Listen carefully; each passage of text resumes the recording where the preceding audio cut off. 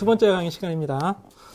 네, 2장은 이제 이전부터는 1장과는 다르게 여러분들이 직접 계산도 많이 해야 되고 예제도 많이 풀어야 되고 뭐 이렇습니다. 그리고 개념의 정의가 완벽하게 돼 있어야 돼요.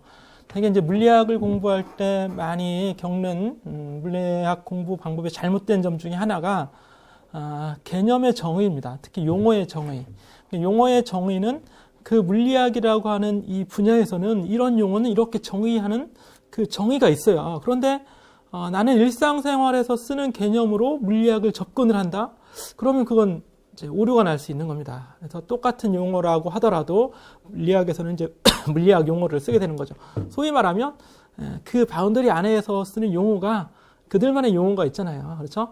그런 것들이 이 책에, 이 물리학에서는 이렇게 정의가 되어 있기 때문에 그걸 따라야 돼요. 내가 새롭게 해석을 한다거나 나 혼자만의 해석으로 접근하면 분명히 이제 잘못된 결과가 나오겠죠. 그래서 물리학을 공부할 때는 용어 정의를 완벽하게 하자. 그 과정은 여러분들이 이제 공부를 하면서 책에 있는 개념을 좀 정확하게 읽고 이제 습득을 해야 되겠습니다. 먼저 운동이라고 하는 걸 여러분들이 이제 공부를 하게 될 텐데요. 이쪽으로 한번 볼까요? 이쪽에 운동이라고 하는 건, 자, 운동을 하는 물체가 있어야겠죠?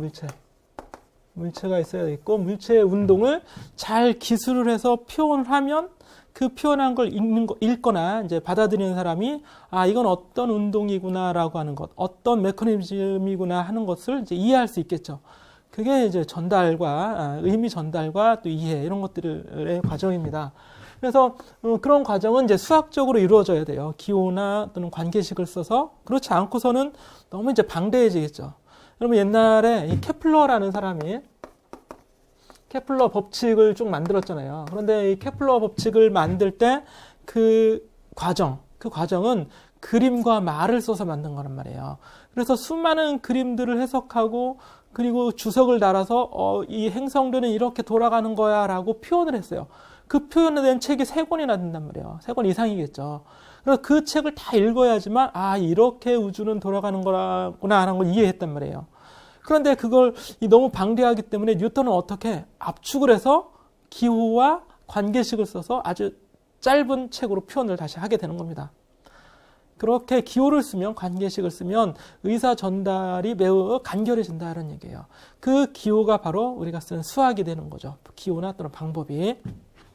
자, 물체의 운동을 표현하는 것도 물체가 있고 이 물체가 어떻게 운동하고 어떤 관계를 가지고를 관계식으로 이제 표현을 해야 되는 거예요. 관계식.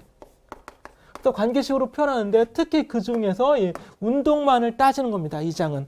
어떤 물체가 어떻게 운동해 가는가. 그건 속도가 얼마고 가속도가 얼마인가. 지금 또는 앞으로 또는 과거에 이렇게 속도, 가속도가 변해왔다, 위치가 변해왔다는 것을 표현해주는 방법, 또 그 물리, 그게 바로 이 장의 내용이라고 할 수 있는데 그 물체가 움직이는 걸 표현해주는 거죠. 이렇게 움직이는 거, 자동차가 앞으로 진행하다가 멈췄다가 다시 가고 또는 다시 되돌아오고 이런 과정을 나타내주는 그래서 이 차원은 여기서 우리가 공간의 차원을 얘기하는데 2차원, 3차원으로 확장을 하면 좀 복잡해지기 때문에 운동만을 따질 때는 단순하게 1차원 직선 공간에서만 일단 표현하는 법을 공부를 해두고 2차원, 3차원 같은 경우는 이제 새로운 공간이 늘어나는 거기 때문에 그 식들만 늘려가면 되는 거겠죠. 그래서 이 장의 제목이 바로 직선 운동이 되는 겁니다. 직선 운동. 그 중에서도 첫 번째 위치와 변이, 속도, 평균 속도 이런 개념을 공부하겠다는 거예요. 운동을 표현하는 어떤 그런 물리량들이 되겠죠. 새로운 양들에 대해서 이제 정의를 완벽하게 하고 넘어가자 이런 얘기입니다. 자, 이게 우리들의 학습 목표라고 할 수 있겠죠. 책에 보시면 2.012345 6해서 목표가 나와 있는데 결국 위치, 변이, 속도 이런 개념들을 이해하자 이런 얘기입니다. 자, 요점은 나중에 여러분들 다시 보시면 되고 16페이지에 가시면 운동에 대해서 나와 있습니다. 이 세상의 모든 것들은 운동을 하는데 이 운동하는 지금 방금 전에 얘기했듯이 운동을 표현할 때 좀 단순화해서 표현하기 위해서 이 책은 책의 이제 본문에 보면 몇 가지 단순한 모델을 제시하고 있어요. 운동에 보시면 1번 첫 번째 직선 운동만 일단 고려하자. 그 이상의 곡선 운동이나 이런 것들은 이제 차원을 확장해 나가면 얼마든지 또 가능해지는 거고요. 2번 같은 경우에는 운동의 원인, 즉 힘, 운동을 변화시키는 원인, 그게 이제 힘이죠. 더 정확하게 운동을 변화시키는 원인에 대해서는 나중에 이제 공부를 하기로 하고 2장은 운동 자체만을 좀 따져보자 이런 얘기입니다. 그리고 3번 같은 경우에는 대부분의 물체는 입자들의 모음으로 되어 있죠. 입자들이 모여서 물체를 이루는 거죠. 이 분필이라고 하는 것도 분필 입자들이 압축이 돼서 이렇게 분필 모양을 이루고 있는데 일단 이 장에서는 점으로 생각을 하자 이런 얘기예요. 물체를 점으로. 그리고 이 점들이 모여 있는 물체 같은 경우에는 나중에 다시 한번 회전이나 또는 이런 것들에 대해서 추가적으로 공부를 하면 되겠죠. 자, 이제 새로운 용어가 나오는데요. 위치와 변위에 대해서 좀 보도록 하겠습니다.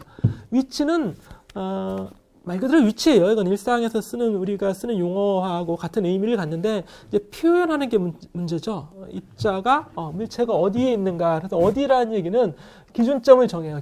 기준점은 좌표계에서는 우리가 원점으로 정할 수 있겠죠. 또는 원점이 아니더라도 기준점을 정해서 기준점에 대한 상대적인 위치를 우리가 위치라고 표현하는데 그때 위치는 표현을 좌표로 표현할 수 있겠죠. 그러니까 좌표계를 써서 그래서 대표적으로 우리가 X공간, X좌표계 그러면 X축 상에서 직선 축 상에서 입자가 어디에 있는가 원점을 하나 정해야겠죠. 원점, 오리진을 정해서 이 점으로부터 예를 들어서 2m인 오른쪽으로 2m인 곳에 있다. 이게 그 입자의 위치가 되는 겁니다. 그러면 X는 2m이다. 이렇게 표현할 수가 있겠죠.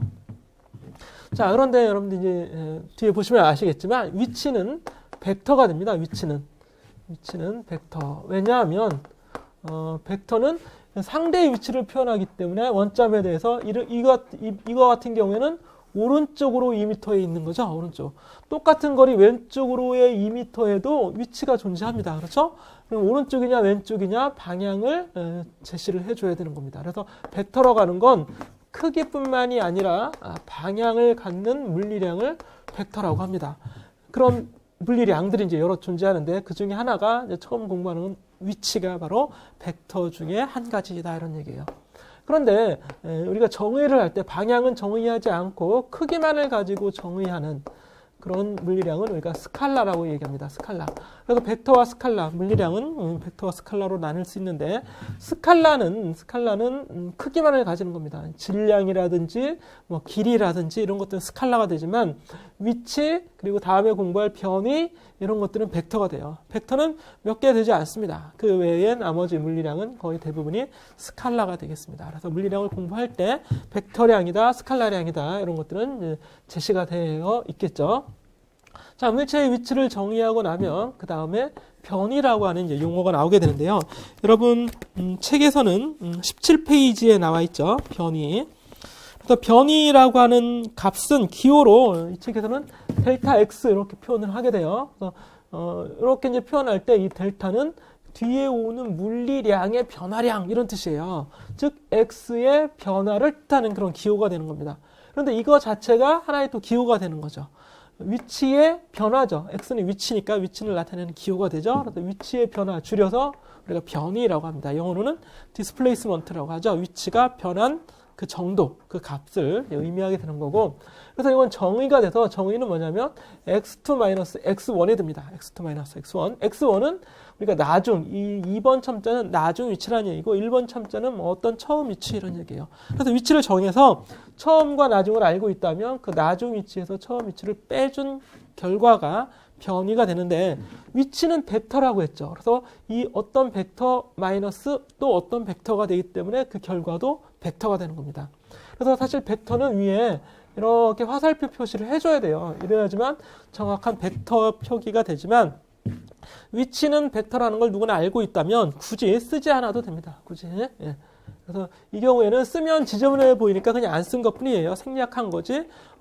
위치나 변위가 스칼라다. 이건 아니다 이런 얘기예요.